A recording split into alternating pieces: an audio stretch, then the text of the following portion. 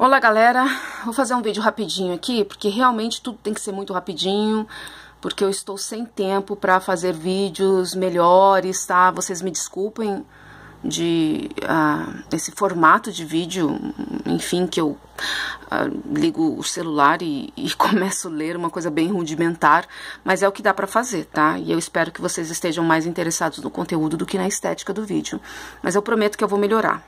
Eu vou enfim, voltar a fazer vídeos melhores pra gente poder se comunicar melhor. Mas por enquanto vai do modo que tem e o conteúdo é o que importa.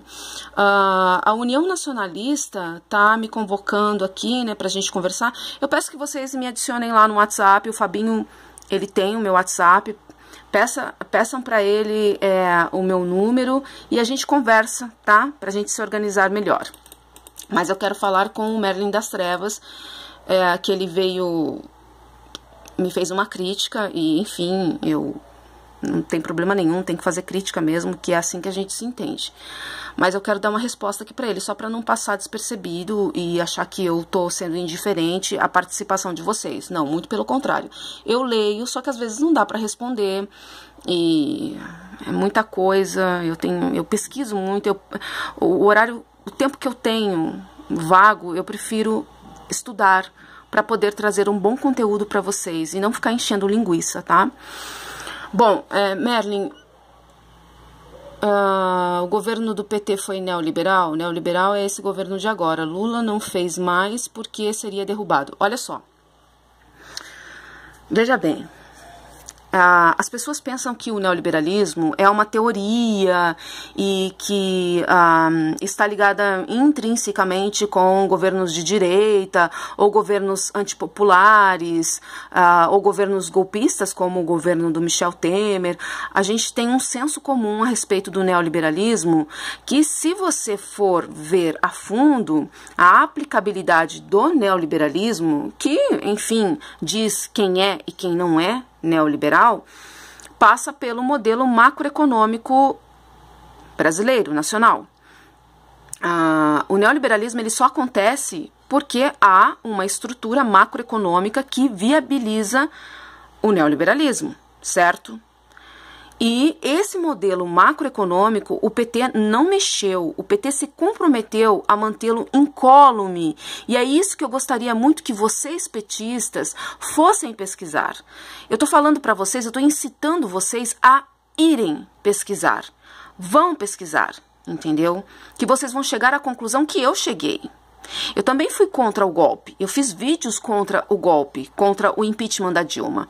Só que uma coisa é você ser contra um golpe e a outra coisa é você querer que esse governo volte novamente. Por que eu digo que o governo petista foi neoliberal? Porque o PT já chegou ao poder dizendo, se comprometendo que não mexeria na estrutura, manteria incólume a estrutura econômica do país. Eu incito você que leia a carta aos brasileiros que o Lula veiculou, tá? Vai lá ler, em que ele se compromete a manter a estrutura incólume. E eu tenho as minhas dúvidas de que foi só por causa disso, desse comprometimento, que o Lula chegou ao poder.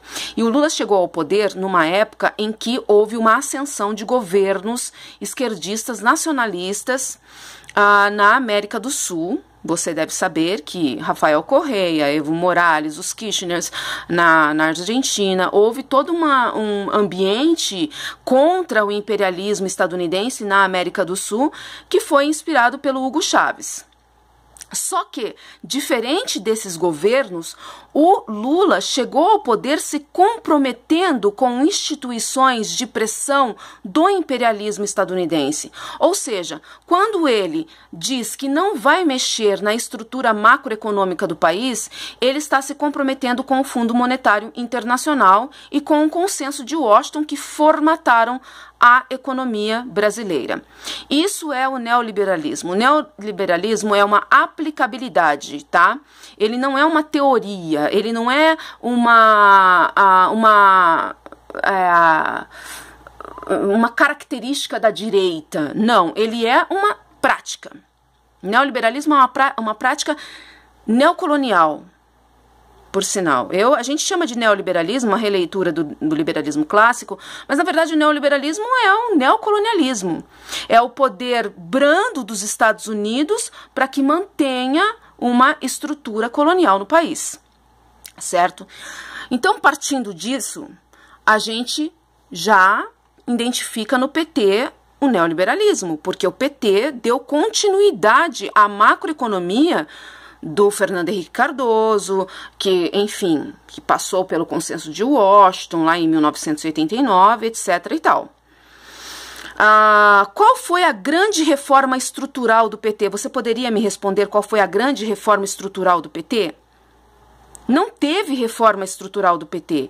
O PT foi o mais do mesmo, pegando uma carona em governos esquerdistas nacionalistas, mas diferente desses governos esquerdistas nacionalistas, o PT conciliou com os instrumentos de pressão dos Estados Unidos. Enquanto Rafael Correia botou para correr o FMI e o Banco Mundial do país, o Lula deu sequência a uma política do Banco Mundial que foi aí tem um livro muito interessante, que depois eu deixo o nome do livro e do autor na descrição, que estudou e mostrou para a gente como é a política do Banco Mundial, como o Banco Mundial aperfeiçoou a sua política e voltou-se para a desigualdade social, que muita gente chama de pobretologia, aquela coisa da inclusão, pegar o pobre, incluí-lo na produtividade nacional, mas não acabar com a pobreza, apenas minorar a pobreza, sabe? Jogar um açúcar por cima da pobreza. E isso a gente conhece como pobretologia. Essa orientação do Banco Mundial, você pesquisa, Merlin, eu não estou dizendo para você acreditar em minhas palavras 100%, eu estou pedindo para você pesquisar e sair desse senso comum de que o PT foi o melhor que poderia fazer, de que o Lula foi heterodoxo, porque não foi. A ambiência em que o Lula governou era uma ambiência de governos esquerdistas nacionalistas na América do Sul, que realmente bateram de frente com o Império Estadunidense. Foi uma ambiência geopolítica em que a China estava crescendo muito, comprando muito do Brasil, ou seja, havia um favorecimento geopolítico, tá? Para que o Brasil pudesse viabilizar reformas estruturais no país. O Lula pagou o FMI, ou seja, ele poderia ter feito um rompimento com o receituário do FMI, que pauta a política macroeconômica, que é o tripé macroeconômico, tá? Aquele câmbio flutuante, metas e a lei de responsabilidade fiscal, tudo isso é coisa do FMI, tá? Não é assim algo que saiu da cabeça do Fernando Henrique Cardoso, não. Isso daí é imposição vinda de fora, que está em alinhamento com o Consenso de Washington, que o PT não mudou. Ou seja, o PT foi neoliberal, certo? Você acha que o quê? Neoliberalismo, não ser neoliberal seria apenas ter um discurso mais voltado para a esquerda? Discurso é discurso, prática é outra coisa. Neoliberalismo é prática, não é discurso, tá? Não é ideologia, é uma aplicabilidade que precisa do veículo macroeconômico para minimizar o Estado, para deprimir o Estado.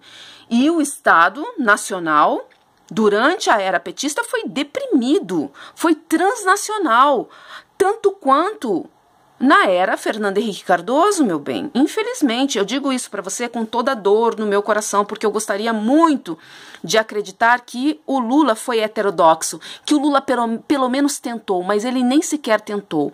O Lula fez uma conciliação com instrumentos de pressão do imperialismo estadunidense, que são Banco Mundial e FMI, que nasceram lá na Conferência de Bretton Woods em 1944 e deram aos Estados Unidos a hegemonia, a liderança da hegemonia global. Enquanto o Rafael Correia no Equador rompeu, expulsou com essa gente, mandou embora, Rafael Correa mandou embora, expulsou do país o representante do FMI e do Banco Mundial e fez a auditoria da dívida. O Lula deu continuidade a um modelo pautado pelo Banco Mundial, politicamente, que é a tal da pobretologia, e na economia o Lula deu continuidade ao receituário do FMI. Isso é uma verdade. Contra fatos não há argumentos. Infelizmente o PT fez isso.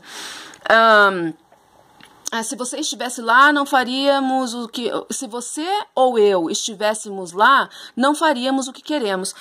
Certamente, nós não faríamos exatamente aquilo que nós idealizamos. Mas a gente tentaria. E mais, a gente tentaria e chamaria, convocaria a população, contaria a verdade para a população. Ó, tá acontecendo isso, entendeu?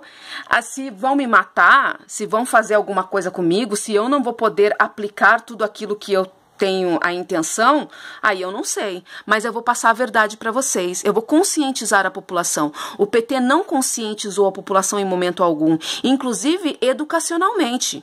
Vamos ter um olhar mais frio com relação à educação.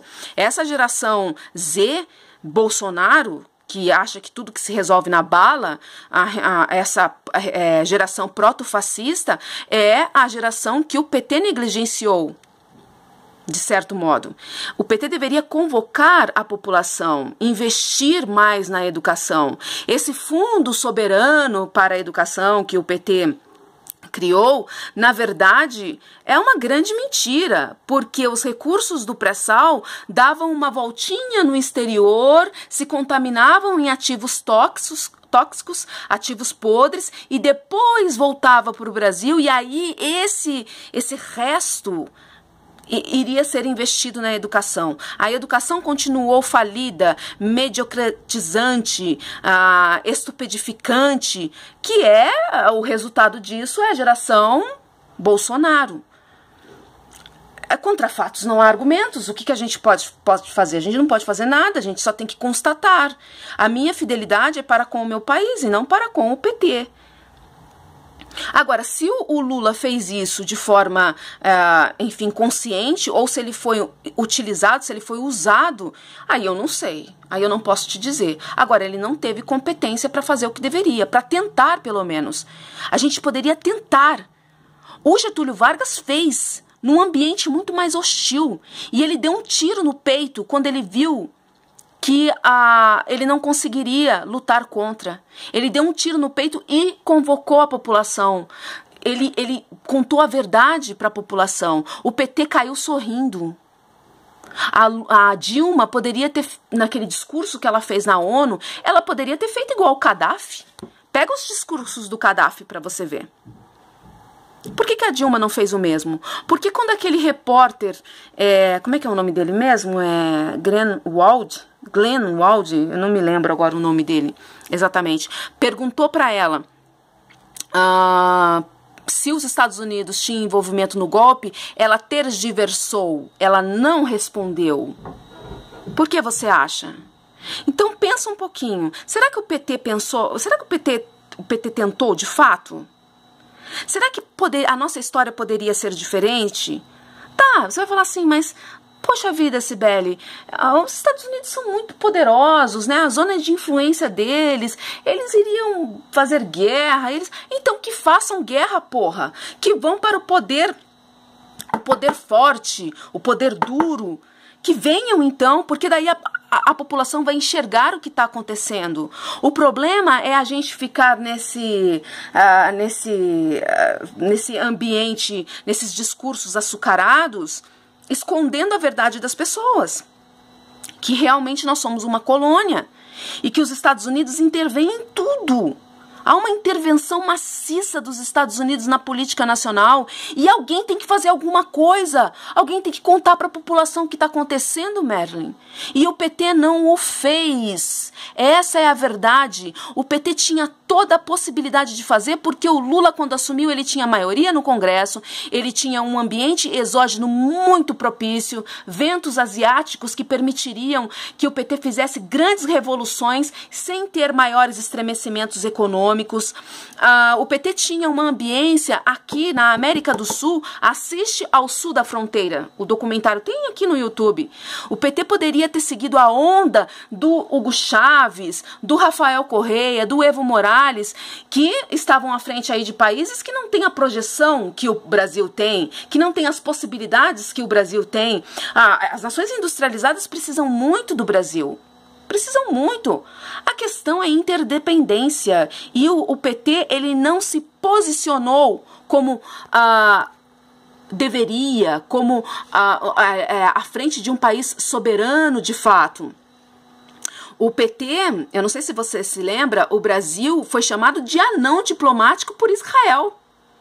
Anão diplomático. A gente levou isso na fuça, no governo Dilma, quando a Dilma foi dar pitaco sobre a questão Israel versus Palestina. Agora, será que a gente quer isso de novo? A gente quer dar continuidade a isso, sabendo que o ambiente exógeno, o ambiente da América do Sul é outro? Você acha que o PT, o Lula, conseguiria obter êxito agora, se naquela época ele não conseguiu? O PT tirou ali uma população mais excluída da sociedade, ele incluiu no modelo consumista, que é a orientação do Banco Mundial. Pesquisa sobre isso, Merlin, sobre a pobretologia do Banco Mundial, e você vai ver que o PT só seguiu à risca esse modelo. Enquanto Rafael Correia rompeu com o FMI e com o Banco Mundial, e fez a auditoria da dívida, que a Maria Lúcia Fatorelli participou, e bateu de frente num paizinho pequeno, inexpressivo, ele conseguiu fazer. O PT fez conciliação aqui. Fez conciliação com o Império Estadunidense e as suas instituições. Ele deveria ter tentado. Deveria ter tentado, porque o Lula é um cara inteligente. Ele sabia que governar um país colônia, na projeção que o Brasil tem, não seria fácil. Ele poderia até ter feito uma conciliação no começo, mas depois ele poderia ter rompido. Quando ele viu que a coisa realmente não iria ser do modo como ele queria, quando a Dilma quando viu que ia cair, ela deveria ter chamado a população e contado tudo, absolutamente tudo, que tem muito podre nesse reino da Dinamarca, querido. Muito podre. E se a gente não fizer nada, se a gente não ir para além disso, a gente vai continuar sendo uma colônia. A gente vai continuar remendando trapo. E não é isso que eu quero. E eu acredito que não é isso que você queira também. A prova é que 14 anos de governo petista foi desconstruído em 1 ano de governo golpista. Se o PT tivesse feito reformas estruturais, a Dilma não teria caído. A Dilma caiu, sabe por quê? Bom, baseado na lei de responsabilidade fiscal. A Dilma caiu por causa da lei de responsabilidade fiscal. Se o Lula tivesse rompido com o FMI, essa lei de responsabilidade fiscal não seria exatamente o que a gente conhece e não teria derrubado a Dilma. Simples assim, meu bem. Simples assim. Quando o Lula tinha maioria no Congresso e poderia ter rompido com o FMI, ele não o fez. Ele se comprometeu a manter incólume o modelo neoliberal. Então, o PT é neoliberal, sim senhor. Infelizmente. Desculpa destruir a ilusão de vocês. Eu sei que é muito difícil, porque as minhas ilusões, quando elas são destruídas, dói bastante a gente começar do zero. Mas eu estou incitando você a pesquisar, a ir além da defesa ao Lula, a ir além de passionalidade, sabe? De ir além dessa coisa de, mas poxa vida, o PT é de esquerda. O PT não é de esquerda coisíssima nenhuma. O PT não é de esquerda. O PT é híbrido. O PT tem essa coisa assim, o Ciro Gomes chama de natureza de escorpião, sabe? A natureza do escorpião é exatamente a natureza do PT. É isso que a gente quer para o país novamente? É isso que você quer para o seu país novamente? Continuar remendando trapos, permitindo que o Banco Mundial, que o FMI paute a nossa vida aqui? Outra coisa, o PT não fez absolutamente nada pelo parque industrial brasileiro. O PT não industrializou o país e sem industrialização não há soberania. Não tem como a gente competir com as nações industrializadas. Nós somos uma nação exportadora de commodities. Commodities não consegue concorrer com tecnologia. Tecnologia que se renova dia após dia, numa fugacidade que a gente nem consegue acompanhar. A gente precisa se impor industrialmente, a gente precisa ousar. Imagina se o Getúlio Vargas pensasse igual você pensa. Pô, eu vou chegar lá, vai ser difícil, hein?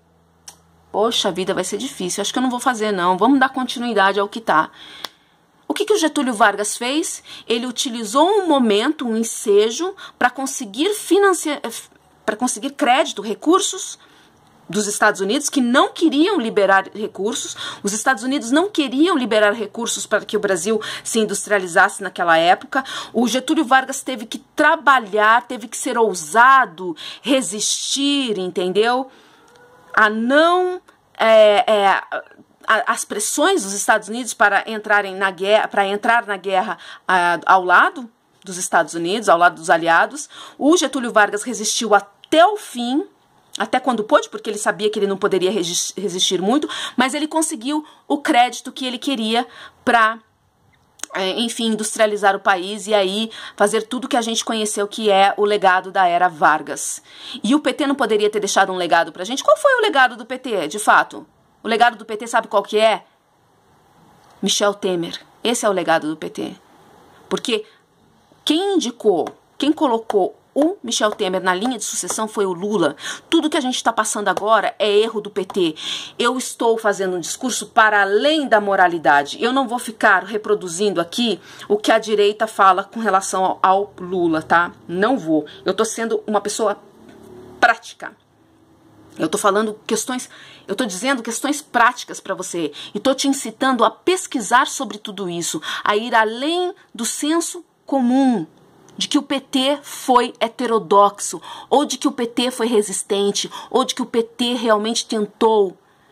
Se não tiver um presidente que realmente tire o país das garras coloniais, vai ser mais do mesmo. E se o Ciro Gomes não o fizer, você pode ter certeza, meu bem, eu vou ser a primeira a chegar aqui e denunciar. Ou é isso ou não é isso. Quem quer continuar no mais do mesmo, quem quer continuar remendando trapos, então vota no Lula novamente, vamos ver o que o Lula vai fazer.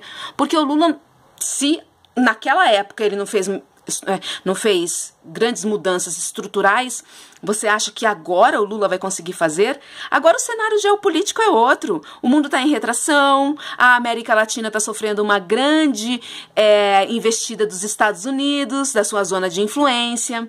A China não está mais comprando do Brasil como comprava naquela época. Eu estou falando daquela época, tá? Daquela época do boom das super commodities.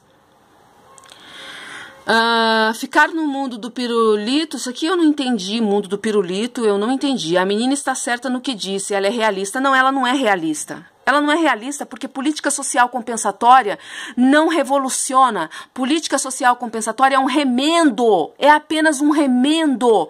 É orientação, sabe de quem? Do Banco Mundial, um órgão de pressão, uma instituição de pressão do imperialismo. Cara, você não veio no meu vídeo sobre a Coreia do Norte falar que, enfim, que gostou, sei lá o quê. A Coreia do Norte é ousada, ela diz não, aqui não, meu querido, aqui não. E aí você vem defender o PT? A Coreia do Norte é um peidinho. O Brasil é um país enorme, exportador de commodities, sem as quais a industrialização dos países hegemônicos não funcionaria. Tá na hora da gente se impor no cenário geopolítico e falar, peraí, interdependência, não submissão. A China cresceu, cara. A China da década de 80 até agora, o século 21, a China saltou de uma figurante para o protagonismo global. E por que a gente não pode fazer isso? É incompetência?